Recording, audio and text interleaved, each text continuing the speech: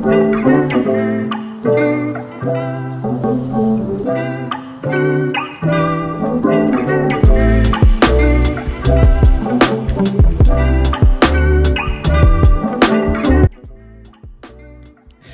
up, family? It's your boy Daniel James II. I'm your host right here on Black Voices on the Hill. Black Voices on the Hill is a podcast and radio show for the culture. We center Black lives, we amplify Black stories, and enhance the Black experience at Cornell, Greater Ithaca, and beyond. Black Voices on the Hill topics range from racism, police brutality, colorism, sexism, to Greek life leadership and white elitism in the Ivy League. Black Voices on the Hill envisions a Cornell that's sensitive to the plight of its Black students, aware of the Black excellence in its college town, and unabashed about them changing the world. We see Black excellence at Cornell. We believe in Black empowerment. We love the Black experience. Y'all, we're brought to you by WVBR News. To see when more new and upcoming episodes and for other Cornell Ithaca news, please follow us at WVBR FM News on Instagram, Twitter, Facebook, or visit us at our website, wvbr.com/Black Voices. Listen, we're on YouTube too, y'all, so subscribe to our channel. Subscribe, leave us a rating or review on Apple Podcasts, Google, wherever your pods are casted, and be sure to tune in right here on WVBR 93.5 FM every Friday, and the episode releases on podcast on Tuesdays as well. Listen, I have a very special guest in the studio today. I know I say that about everybody, but this is a very special guest. I know of him, but hopefully today's conversation I'm gonna get to know more about him. But he is a Cornell student, ILRE like me, varsity football player as well, a YouTuber, content creator. I have Mr. Kolby McGowan. I say your last name right, Kolby? Yes, sir. How's Okay. everybody? Okay. Yeah. Thank you for being here, Kolby. Again, before we started, I sort of asked you just how you've been doing, but I want to ask, what has the past year sort of been like for you?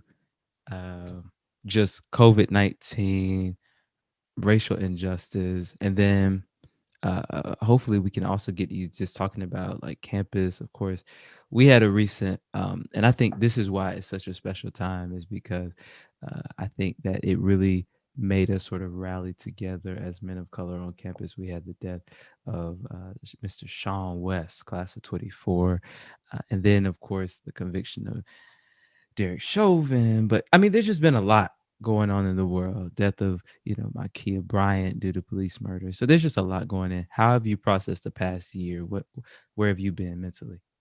So yeah, the past year honestly has been probably the best thing that's happened in my life. Going into the pandemic, I didn't really think that it would pan out that way. I just kind of looked at it, I guess, how everybody else was looking at it, like, it's a pandemic, blah. But I say like a couple months into it, I kind of figured out like if I'm gonna be, having all this time, then I might as well utilize it to the best of my ability. So during the pandemic, I really took it upon myself to try to learn new skills. I picked up a couple books, and I've never really been a reader, but over the pandemic, I believe I became a reader. Started getting into books, just started trying to like better myself, honestly, personal development. And this year and that break, like the time that we've got through COVID, has helped me actually do that, because I feel if COVID never happened, I kind of get caught up in my day-to-day activities, and it's like going through motions. So I never would have been able to like step out and, settle everything down. So I think that's been like one of the biggest things. It's really changed my life for the better and helped me develop myself better. And with everything going on outside of me, I've just tried to really stay, like I was telling you earlier, I just really tried to stay focused and not get too distracted by a lot of things, while also giving my attention to those things, trying to find that balance. So Yeah, it is weird. It's like a double-edged sword, because I could say the past year has been a very productive year. In fact, I can say that for myself. I definitely feel like I've launched and just took risks in ways I wouldn't have done probably before the pandemic. And yet at the same time, you can be on social media and see somebody's graduating, somebody's starting a business, somebody's got a new house, but then also see just what's going on in the world in terms of police brutality. voting this election, the administration's changeover was a crazy time. The insurrection, it's like madness outside of you, but it feels like sometimes, do I have the right to be joyful or happy about what's going on in my life? Sometimes that's hard. You talked about reading books. What you been reading? Oh, I got a couple right here. okay, tell me. Think and Grow Rich. I got the blur. Think and Grow Rich by Napoleon Hill and Okay. The Art of War.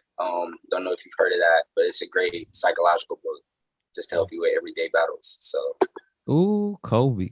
I love reading. I have been uh trying to get back into free reading. So I've been just reading. I love autobiographies and things like that. So but yeah, I also saw not too long ago, maybe a month or so ago, you talk about reading. You had on your story, I think it was uh 365 devotional for men or something like yeah, that. So how's that been? Talk about that faith journey, man. yeah. So I'm pretty open with my faith. I'm a Christian. Me Um, too. Growing up in the South, the Bible Belt, Yes, that's sir. how I was raised. Sir. So I've always tried to keep that faith close to me. And in college, it's hard, man. Especially growing up, being a kid, like coming from your teenage years, growing into a man. So much stuff you going through, so much temptation, so many things you can get into. And I just knew like this book would be something that could be an asset to me, because if I can just every day try to learn something new about me or my faith or about getting better, then when I look up a year from now or 2 years from now, I'll be a different person than I am today.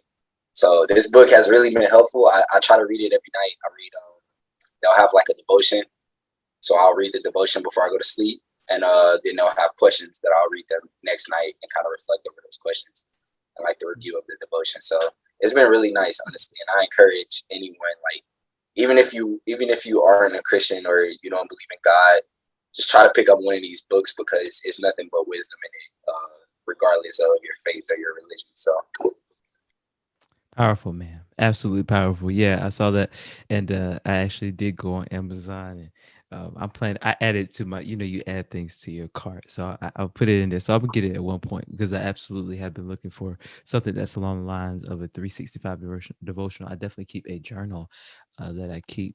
Sort of scriptures or things in notes and think dreams and everything's in there. But I definitely want something that's like that. So I really think that's inspiring as well. So you talked already about your upbringing in the Bible Belt, Chattanooga, Tennessee. You may or may not know I'm from South Carolina. That's really, where I was, yeah, born and raised, South Carolina. So I want to know, just talk about your background, your family. Well, first give us like the basics, because we didn't even start with the basics, but just give us school, major. I did say it, but just for the people to hear, and then background. Just how'd you tell us about Colby before Cornell? Yeah. got you.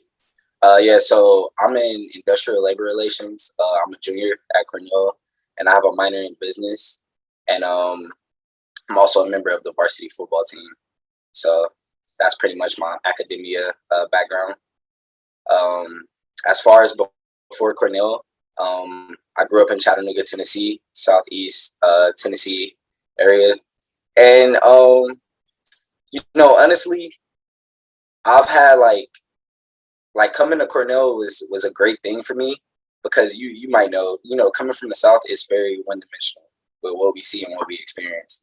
So, growing up in Chattanooga, Tennessee, there's a lot of gun violence that goes on. And like, in Cornell, like this Cornell bubble, a lot of people don't understand or realize what's really going on, outside of Cornell or outside of this New York area. So, growing up there, I was able to grow up, and there's people I know that I went to elementary school with, or people that I grew up with, and, they got shot and killed at like 17, 18 years old. So that was really like humbling, coming from that city, because there's not really a lot of opportunities down there. And it's kind of like a crab in a bucket thing, like that city. Like, it's really hard to get out. So growing up that way really like humbled me to the max, to where I could come up here and I feel like I can get along with any person, any culture, any diversity. It just made me real well rounded. And I have to give a huge shout out to my mom and my dad, my parents, because growing up, they really tried to steer me, put me in the best positions possible, and I didn't understand at the time. But like for example, I played basketball, baseball, and football when I was 4 years old. That's when I started sports. And through that journey, my mom ended up sending me to a private school in middle school to go play sports. So I was changing from this community, this elementary school where I was surrounded with African Americans like myself, and never had really been around acclimated to other people. And when I had to go to this private school, I kind of had to like adjust and realize, okay, this is a different culture. Like I have to get used to them. And once that all came together for a round, like I think it just really made me a diverse individual where I can understand, I understand like just different totem poles in a social structure. So it just makes it easier to communicate and sympathize with people in different positions, because I don't think everyone can do that. A lot of people are just really closed off to what's going on around them. Phew, you said mouthful. I think definitely when it comes to just being from where we're from, the whole getting out thing. I was reading something on social media the other day. Somebody said about my hometown, said, I was born here. I love it here, but I cannot stay here. And one of the things I definitely wrestle with is because of just the career trajectory and path that I have, learning how to balance what does it mean to invest in one's community, and then what does it mean to realize that sometimes some kids do have to leave to be poured into and to be just removed from the space so they can come back with a fresh and renewed perspective, and some people would demonize you for that, but the truth is that we wouldn't be who we are without that, and we wouldn't be what we are to our communities when we come back without that as well. Right. So, you talked a little bit. Now you talked about your parents. You got a brother too, right? Older Yeah, I brother. do. I have a brother. Okay, cool, cool, cool, cool. Now he plays football. So tell us about him and y'all's relationship as well. Yeah, that's my guy. Yeah. So he plays football at Georgia Tech. He's in his fifth year right now, and he graduated from Northwestern already. Played 4 years there. Did a lot of good things with football. He was actually projected late sixth, seventh round last year, but because of COVID and everything that's going on, he didn't want to take that chance. So he took an extra year to kind of improve his draft stock. So right now, I'm really hoping and cheering for him that he can achieve his dream, because that just makes me happy Yeah. seeing the people around me achieve what they want to achieve. So Yeah. he's doing good with that, and just speaking on our relationship, we've always had a amazing relationship, an amazing relationship. He's motivated me. Like I tell him, like even to this day, I've told other people like I don't think I would be here if it wasn't for him, because at one point in high school I wasn't even playing football. My freshman year, I quit football. I had played it all the way up to eighth grade, and I quit to focus on basketball. So that whole time in high school, from like freshman year to the middle of sophomore year, I'm training for basketball, trying to go to college for basketball. And I looked up, and my brother was just blowing up with football, just blowing up. And I'm like, hold on, like if he can do this, I know I can do this, because like we always compete with each other. We always been playing with each other. Like we're always been around each other. So he kind of put that like he kind of put that thought in my head, like you're capable, you know.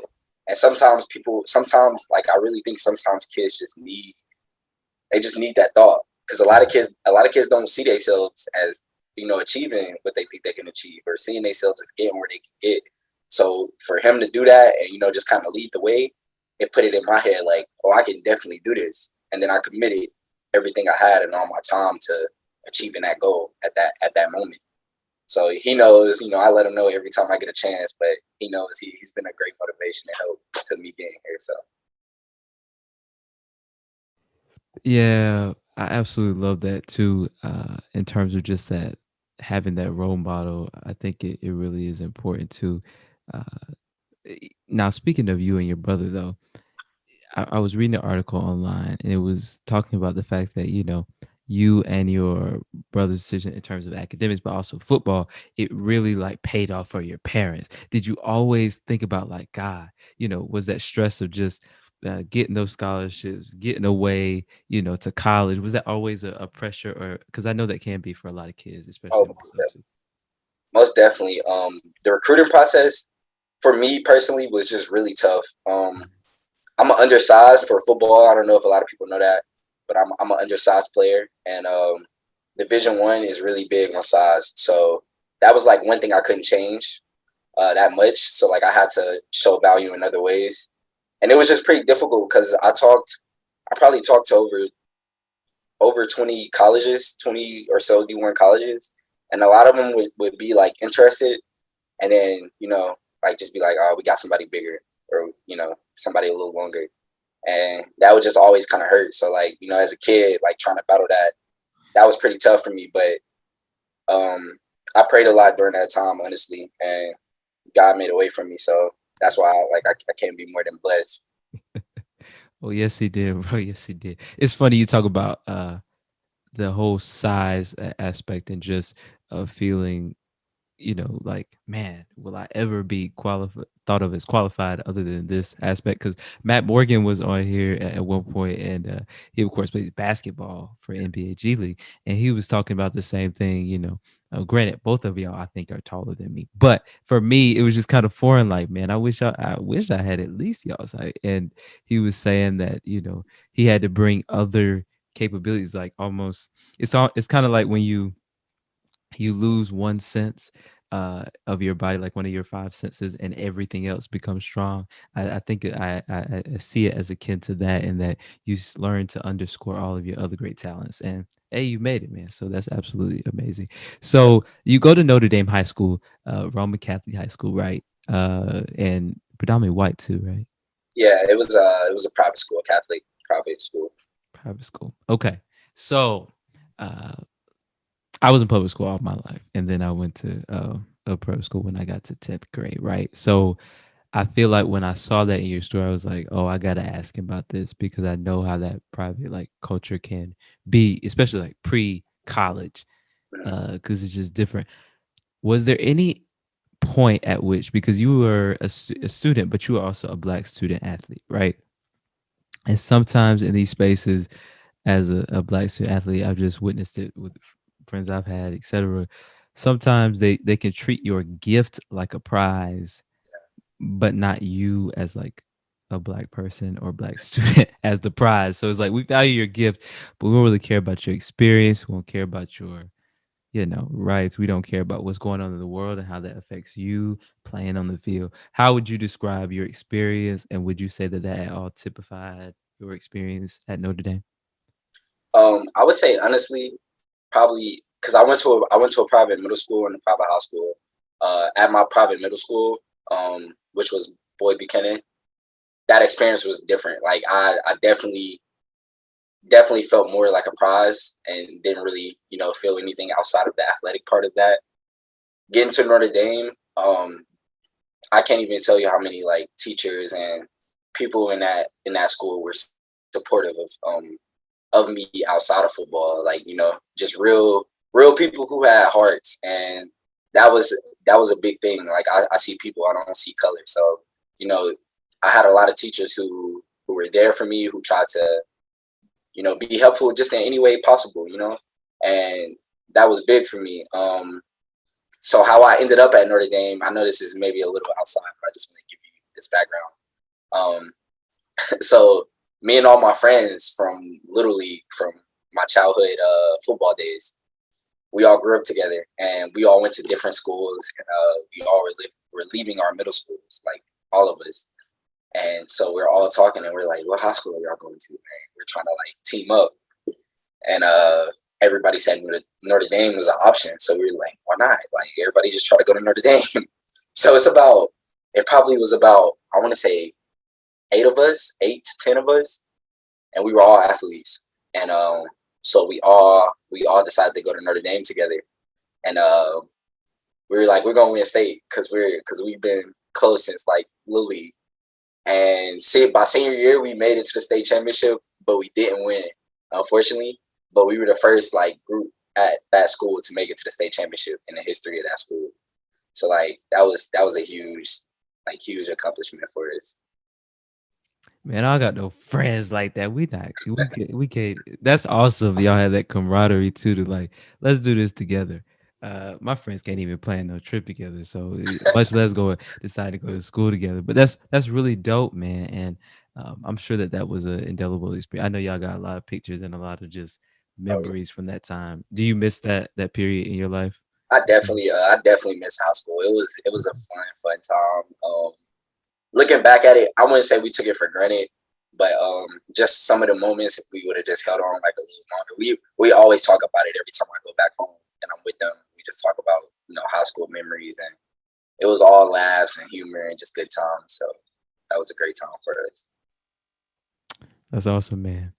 So you do talk about you did talk a little bit about the what I would typify as imposter uh syndrome. And when I look at people like, for example, like Colin Kaepernick, he remains like unsigned today by any unprofessional professional team. And it's we've had many more police killings of unarmed black folks since then. Have you ever felt, and many people would call him, especially white America has called him un-American and things of that nature, just for standing up for what he believed in. But he has gained a respect for his stance for civil rights. Have you ever felt the need to speak out uh, in the spaces that you're in similar ways, in protests or whatever it might be, or just not even in the way that Colin did, but just how do you stand up for yourself in those spaces? I know you talked about going through a lot, so. Yeah. See, that's a pretty difficult one. I have to think about that a little. I would say because I haven't had any direct. I would say I haven't had any like direct confrontation or conflict with that type of situation where I've had to like directly stand up for myself. But obviously that is an issue going on in America right now, and um, my viewpoint from it is that it's almost like as if we're trying to be divided, and I'm not really the one to I just see people as people, so I don't think like I feel like it's more so like trying to make it a white side versus black side, and now like each side is kind of just trying to defend and like go for their sides. And to me, like I don't think it should be that way. Like I think we're all one country. We're just people. Like I look at people based off how they act and how they treat other people. So regardless if you're white, black, or Mexican or Chinese, whatever you are, it only matters how you're reacting and treating other people. It doesn't matter what your background or your ethnicity or none of that is. So like with the whole police brutality thing, I get people are mad at the police, and it's wrong. The police should not be killing unarmed black people at all. But there's also like it's so broad, and like one problem I have is like when we try to generalize any and everything. So when we try to say everyone is this way, like that could be that's impossible. It's too many people for everyone to be one certain way. But I do believe that it is an issue that needs to be attended to. And I don't have a solution in my head, but I believe that over this past year, America knows that that is an issue. Like I think it's been brought to the light enough to where people can't be like, oh, I didn't know, this was going on. Like it's pretty obvious. So once again, I don't have a solution in my head, but I just hope that we can all, just work together, like as people. Like there's no reason we should be divided among our own country. Like that's pointless. Yeah, I mean, I agree in the sense that we definitely shouldn't have to be divided. We definitely shouldn't have to have division or have it at all. I guess when it comes to that, sometimes it can just become a difficult conversation when um, we keep having to turn a blind eye to certain issues. And even when it comes to playing for a football team, and you think about this whole sense of professionals, because I talk about professional, I'm not even gonna talk about, because I don't know what they call um, coaches in coach in college football. But think about this sense of Colin Kaepernick having an owner. right? And these what does that mean in terms of the scope of the players? And you're like, well, there's white players too on the team, so they're technically being owned as well. But right, there's a distinct legacy and a treatment too of black and brown bodies on the field that is distinct from the ways in which white players are valued. I think they're valued very much on the field as human beings in ways that black and brown bodies you are expected to function through trauma and chaos, whereas if there is a situation that was going on in a white player's, life or that was affecting them, and they kept like, we got to get him the resources that he needs, whereas we're expected to function consistently through trauma. And sometimes I just, I look at Colin's situation and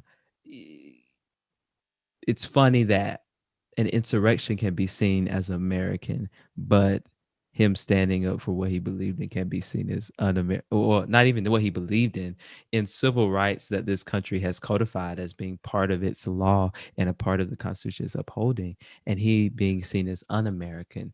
I do agree. I do wish for the day that we don't have division. I think that there will no longer be division when we see more allyship though from white players, white folks that are across the aisle that agree to come alongside us and not fight us on issues of police brutality. Because honestly, the target's on Kobe's back. The target's on players that look like Kobe. The target is not necessarily on their backs, and they have to realize that. And when they give up ground, I think that's when we'll all be able to do that, right? And play "Kumbaya, my lord." But until then, we'll keep fighting. And thank you for I want doing to the I want to research. give a quick shout out to Yeah, Cornell football and Coach Archer. yeah, yeah. He's been really proactive on that Mhm. with us, with the African American players on the team. That's good stuff. Um, he's a stand up guy, so like he really like makes sure like we've had meetings where we're discussing like the racial problems like outside of football, That's and good we've stuff. had like times after practice where he you know mentions things that's going on outside and like mentions that regardless of the different colors within the team, like we all need to be a brotherhood. That's right. And just seeing a coach like having a head coach that's kind of doing that for you is a great thing because you know how it goes with Yeah. football. It's a business at the end of the day, so a lot of coaches could care less.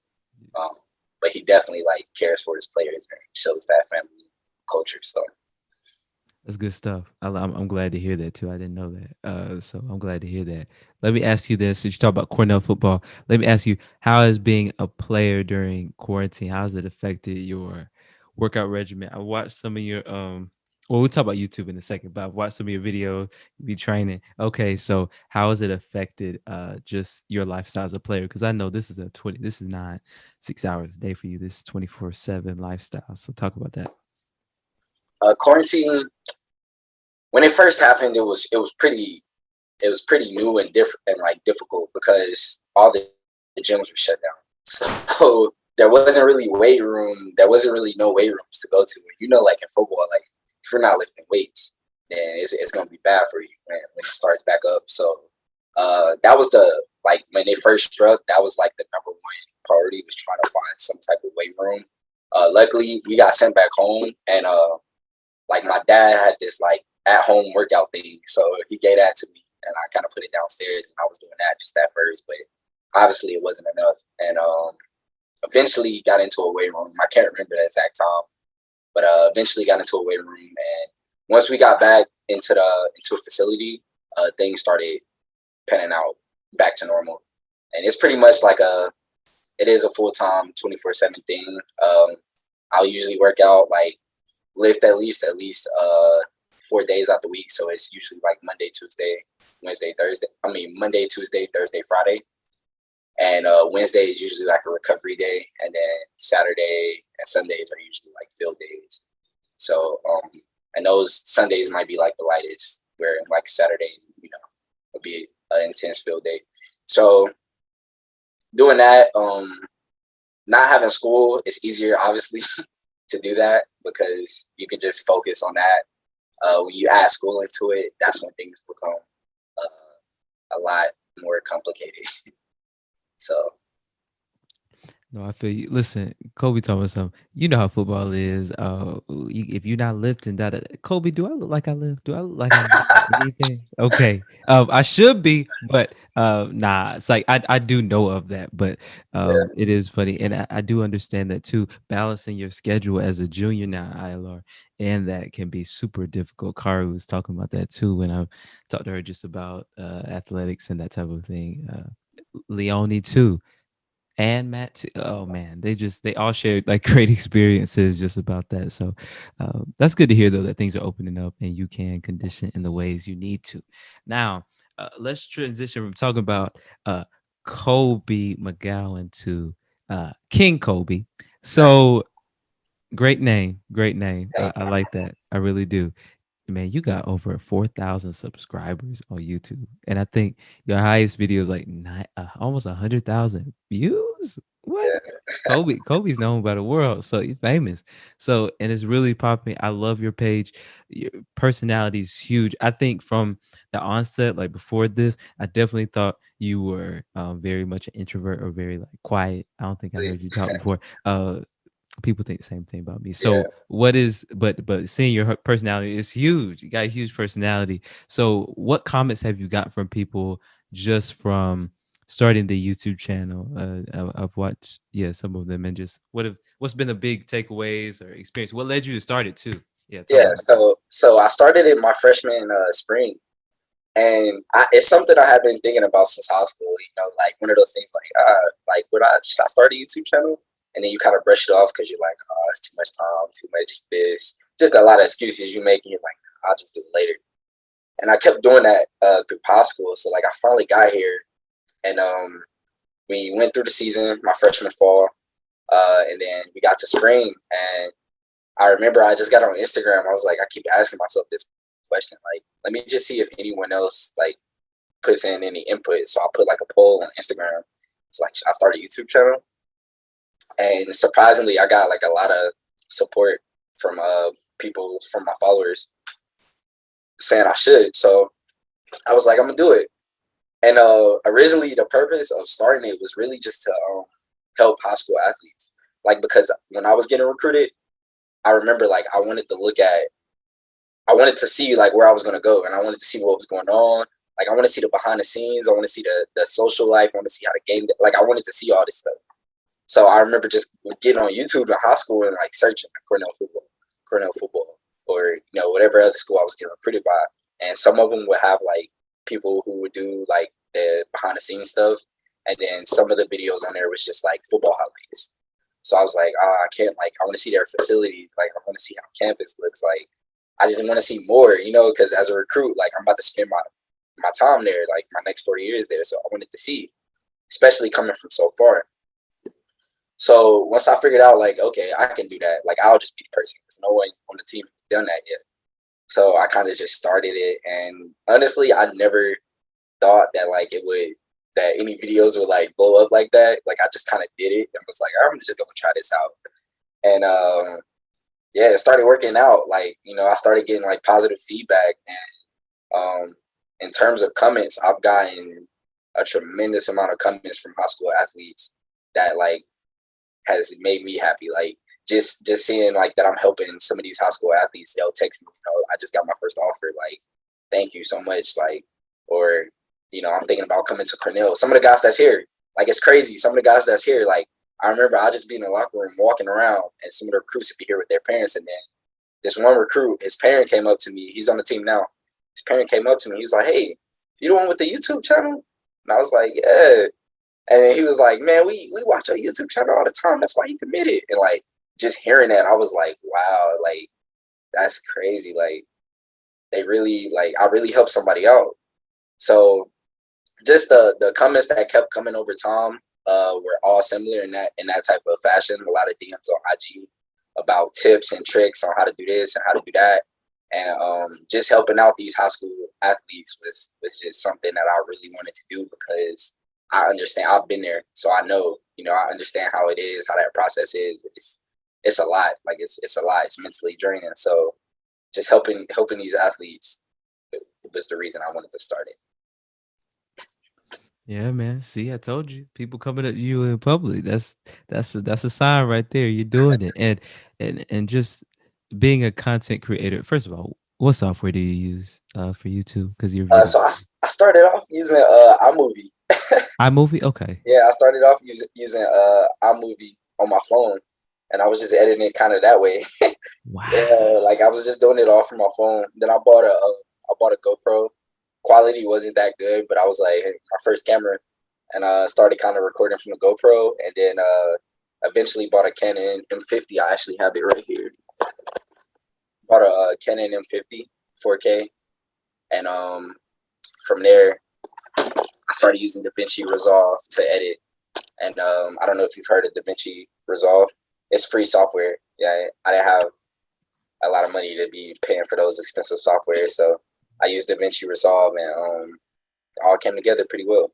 See, Colby, I'm just starting on YouTube because I'm just taking my podcast onto YouTube now, releasing full videos. Like last week was the first time I did it, and we done 25 episodes without releasing, other than like the clips I release on Instagram. So Mm. now my computer's like storage full, so I'm trying to figure out a smart way to edit software but not have to upload the video into iMovie, then edit the whole thing, then release, so I'm trying to find new ways. So thank you for putting me on. I appreciate it. No problem.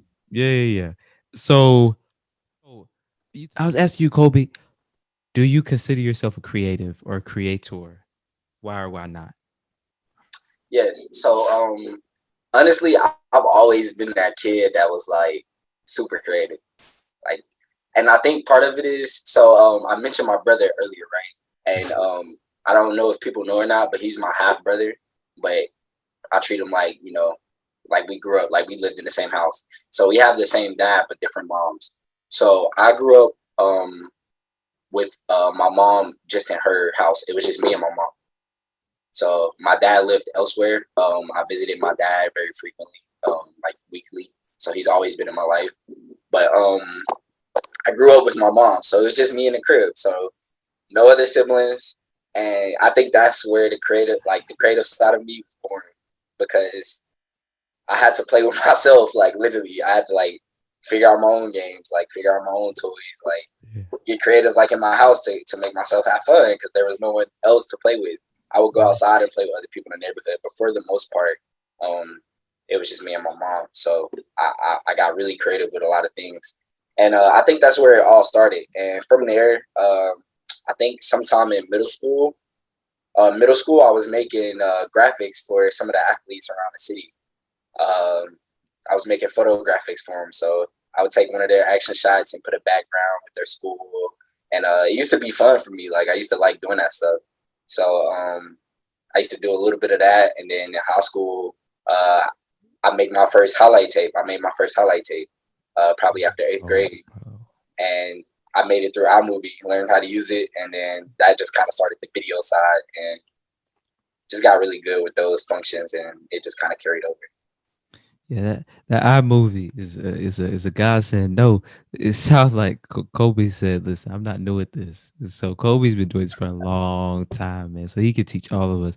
So that's super great. Yeah, and it really does start those fundamentals. So of course, you're a creator and creative, but it really does start there. When people, talk about it was something small, they would think it's small, like just having to learn how to play with yourself. Yes, I also, grew up. I have siblings from my father, but also grew up in the house just me and my mom. So you had to be creative and learning, different games to play. I didn't have little siblings, so I definitely relate to that experience. Kobe, what's next? Oh, well, I want to ask you too. Are you an NFL hopeful? Can you say that? And then Uh, oh yeah. So personally, for me, I don't have my aspirations at the NFL are not there for personal reasons. But I have a lot of friends. Honestly, I have a lot of friends, a lot of people around me who do have those opportunities, and I'm so excited for them. Um, One of my players from high school, he was a grade above me, Patrick Johnson. He's been training for the NFL draft that's coming up, and I think he's projected like third round, 32nd round. He's a DN out of Toledo, and that's just crazy, playing with him and like he's about to be in the league. And there's another guy from that same high school team, Kareem Orr. He was a senior when I was a freshman, and he plays DB for the Titans, for the Tennessee Titans right now. So yeah, there's a lot of people around me who are achieving that dream, and I can kind of see it through them. But for me personally, I think I'm more of a business oriented person, so I think that's gonna be my calling. More more so that corporate world for me. But yeah, to all my friends and just everybody around me that is pursuing that dream, I hope they can make it and they keep pushing, because NFL is definitely cutthroat. Phew. Man, see, and Kobe not mad either. See, that's how you support your friends too when they're doing things. I must say, I am surprised to hear you say you weren't NFL hopeful, just because I know your skills and talents. But man, I respect it, and I know you're gonna do great things regard whatever you do. It's just gonna be amazing. So, um, any last words you have, or any questions you want to ask me? I flipped it last episode, and I didn't really have. That was the first time I did that. So, any other thing? Yeah. I just want to say thank you, for bringing me on. I'll be tuning in to some of your episodes, and I think what you're doing is great. Giving I see you as like a pioneer, like you're starting something where you're giving people voices, and that's just a great thing. If you keep your head down and keep working, you'll be surprised where this will take you. In a couple years, and I'm pretty sure you know that. You're bright, so I just want to say appreciate you, man, for your time and everything. Man, I thank you for saying that. And I know, listen, we try to be like you, Kobe. Listen, you got the audience, you got the crowd, and I really appreciate you too for coming and talking to us today. This was a great conversation. Listen, thank y'all for tuning in today. I hope you all are engaged more now than ever and encouraged to be unapologetically Black, my people, to see when more new and upcoming episodes of Black Voice on the Hill. For other Cornell Ithaca news, follow Black Voice on the Hill on Instagram, follow WVBR on Instagram, Twitter, Facebook. Visit us again at our website. Subscribe to us. Tell us what you thought of this episode. I know you're going to love it. So please tell us how you thought about it. Again, we air every Friday at 2 p.m. on WVBR.com. And the episodes release on podcast platforms and YouTube the following Tuesdays at 11 a.m. We'll see you next week. Shout out to my executive producers, Mike Seitz and Grace Fairchild. Peace out.